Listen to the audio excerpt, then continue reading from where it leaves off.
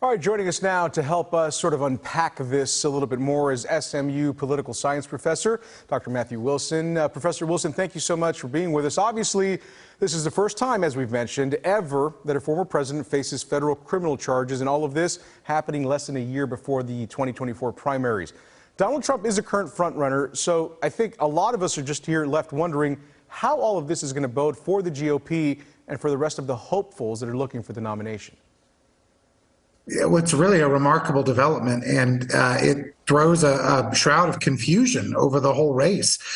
Because let's remember, not only is he facing these charges, he's also facing state charges in New York that are related to the payment of hush money to Stormy Daniels. He's also facing a grand jury investigation in Georgia related to charges of electoral corruption following the 2020 election. He's got a lot of legal problems. He also, of course, has the finding of civil liability in the sexual assault defamation lawsuit. So he's got a lot of different things going on legally. What this really means is that, once again, all of his Republican opponents are going to have to figure out what to say about this. They're going to have to really carefully calibrate their desire to criticize Donald Trump, who is their primary opponent, with the desire to still stay on the good side of the conservative Republican base, many of whom are going to think that these charges are illegitimate. You talk about the conservative Republican base, and so I wanted to touch on that a little bit more, because also people talking now on the heels of all of this, what kind of long-term effect all of this could possibly have within the Republican Party and even its leadership down the road. What do you think could happen within the GOP?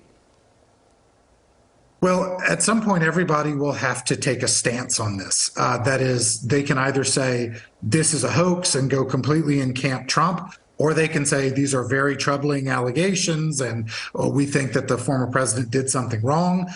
Or they can kind of punt and kick the can down the road by saying, we'll just have to let the legal process play out. We'll see which of these three camps each of the members of the Republican leadership nationally falls into.